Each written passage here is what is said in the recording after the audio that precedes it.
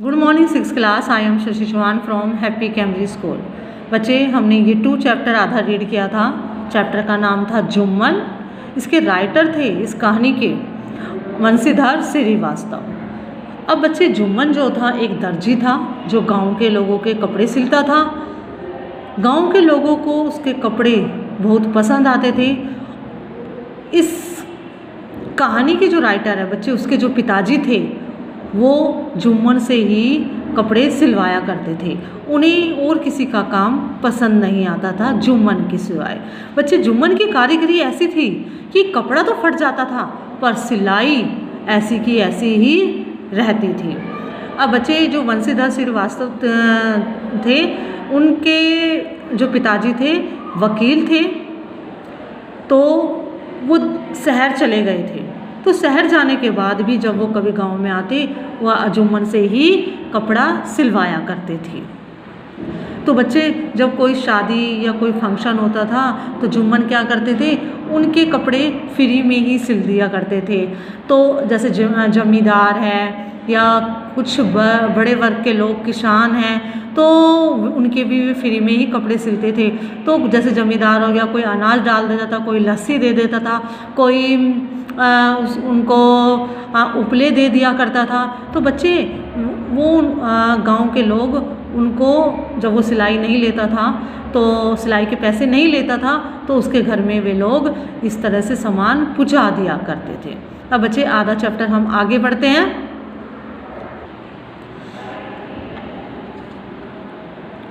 मेरे घर पर यदि कभी मुंडन जनेऊ होता तो।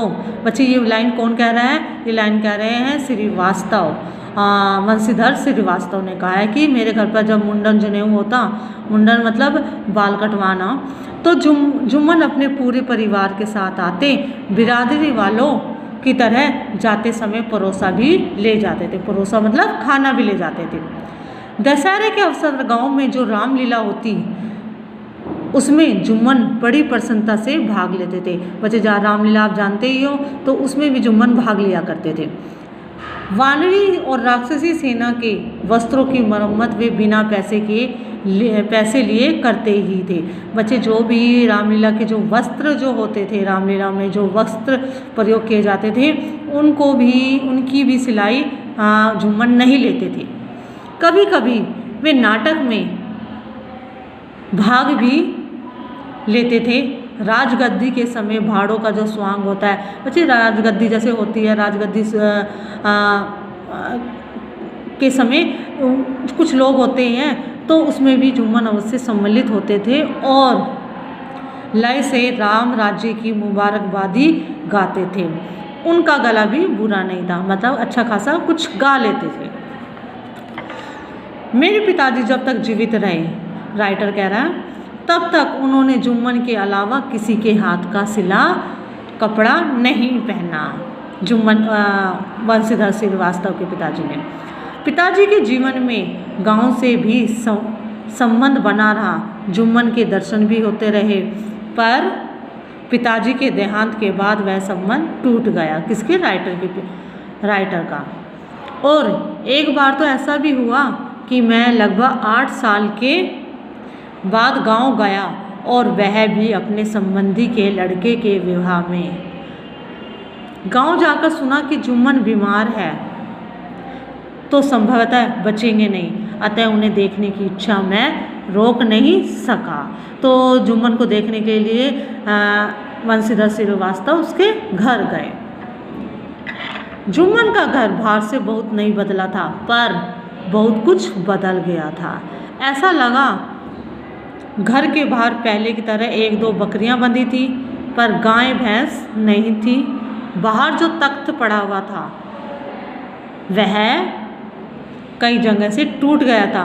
पिछले दिनों जुम्मन के यहाँ जब बहुत अधिक भीड़ हो जाती तो उनके, बच्चे पेज नंबर 13 पे आ जाए, उनके ग्राहक उसी पर बैठा करते थे। किस पर? बच्चे, तख्त पर। जब ज़्यादा भीड़ होती थी जुम्मन के घर, सिलवाने के लिए कपड़े आते थे, लोग आते थे, तो उसी तख्त पर बैठ जाया करते थे। पर आज तख्त को देखने से ऐसा लगा जैसे बहुत आदमी उस पर बैठने नहीं आते। आवाज़ देकर भीतर गया तो जुम्मन को एक पुरानी खाट पर पड़े देखा। मुझे पहचानकर उठने की चेष्टा में वे खांसने लगे, उठने की कोशिश में वे खांसने लगे। बच्चे, जुम्मन ने उसको पहचान लिया था। कुशल मंगल के बाद उनसे जो बातचीत हुई उसे सुनकर मैं उदास हो गया। उनकी करुण कहानी युग का इतिहास थी। वे धीरे धीरे बोले। तो जुम्मन कहते हैं कि बदलते हुए ज़माने से मैं बहुत लड़ा बेटा, पर हार गया। अब तो धीरे धीरे सब कुछ बदल गया है। जब तक तुम्हारे पिताजी की तरह पुराने विचारों के लोग गांव में रहे, मेरे सिले कपड़े की कुछ कदर रही, पर उन लोगों के जाने के बाद तो मेरी कमर ही टूट गई। उस मशीन को देखकर तुम अचरज कर रहे होंगे, पर मशीन लाने की इजाज़त तो मैंने तब दी। इजाज़त का अर्थ होता है अनुमति तब दी जब घर में फाके होने लगे। मतलब घर में फाके का मतलब होता है बच्चे, घर में इतनी गरीबी होने लगी कि खाने के भी लाले पड़ने लगे। गांव के लोगों को जब विलायती कपड़े ही पसंद आने लगे और उन्होंने हथकरघे पर तैयार मोटे कपड़े लेने बंद कर दिए। हथकरघे हाथ से जो सिले हुए थे बच्चे,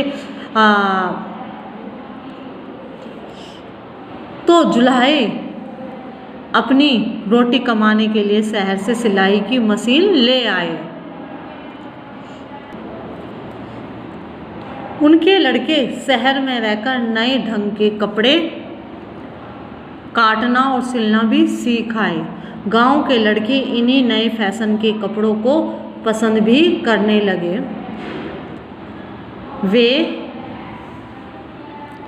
कम पैसे लेकर जल्दी सिलाई करने लगे। आने दो आने में उनका काम चल जाता था। फिर सिलाई कितनी मजबूत होती है और काट कैसी है, इसे देखने वाले कम रह गए। कहने का अर्थ यह है कि बच्चे जो फैशन जो कपड़े होते थे वे नए फैशन के होते थे। सिलाई कैसी है लोगों को उससे फ़र्क नहीं पड़ता था, बस वो अच्छे दिखने चाहिए, वो उनको पसंद आता था। मेरे हाथ की सिलाई महंगी लगने लगी। धीरे धीरे लोगों ने मेरे पास आना छोड़ दिया। किसके पास? जुम्मन के पास। जिनसे मैंने कभी कुछ नहीं मांगा वे भी मुझसे मुंह चुराने लगे। मैं तो रूखी सूखी खाकर भी चलाता रहा, पर यह लड़का नहीं माना और 2 साल पहले मशीन खरीद लाया। अब बच्चे पेज नंबर 14 पे आ जाइए। अब रोटी तो मिल जाती है पर घर की रौनक चली गई। तुम तो देख ही रहे हो बेटा, अब तो एक पाव मट्ठा चाहिए तो उसे भी खरीदना पड़ता है। मट्ठा लस्सी, और जलाने का उपला भी खरीद कर आता है। यह सब कुछ मैं सह लेता हूँ बेटा, पर पास पड़ोस में जब शादी होता है, शादी ब्याह होता है और जुम्मन को कोई नहीं पूछता तो मेरी छाती फट जाती है। बच्चे पहले क्या होता था, जब कोई शादी वगैरह शादी फंक्शन होता था तो जुम्मन को पहले बुलाया करते थे। तो जुम्मन क्या करता था, उनके कपड़े फ्री में ही सिलता था। और जैसे औरों की भी सिलाई सिलता था तो कुछ लोग मट्ठा जाते थे, कुछ उपले, कुछ अनाज दे दिया करते थे, पर अब ऐसा नहीं था। एक दिन था जब गांव की जितनी शादियां हुई जुम्मन के सिले हुए जामे जोड़े को पहनकर हुई। जामे जोड़े का मतलब है जितने भी कपड़े सिले जाते थे वो जुम्मन ही सिलता था। और आज अच्छा किया बेटा तुम आ गए, मेरा कितना बड़ा भाग्य है। और जुम्मन की आंखों से टपटप 2 बूंद आंसू टपक पड़े। आंखें मेरी भी गीली हो गई। बच्चे ये बात कहते हुए जुम्मन है ना, जुम्मन की आंखों से आंसू आने लगे। और ये सब सुनकर जो वंशीधर श्रीवास्तव थे उनकी आंखें भी गीली हो गई। अब बच्चे ये है कि भले ही हम कितनी भी तरक्की कर लें परंतु हमें अपनी जड़ों को नहीं भूलना चाहिए। मतलब जहाँ हम पैदा हुए हैं, जहाँ के लोग हैं, तो राइटर यही हमें इसमें समझा रहे हैं। बच्चे इस चैप्टर को आपको रीड करना है। आधा पहले मैंने आपको पिछली क्लास में पढ़ाया था, आधा आज आपको पढ़ाया है। आपको शुरू से ही चैप्टर रीड करना है एंड तक। और बच्चे कोशिश करना इसको समझना और इसके क्वेश्चन आंसर फाइंड आउट करोगे आप।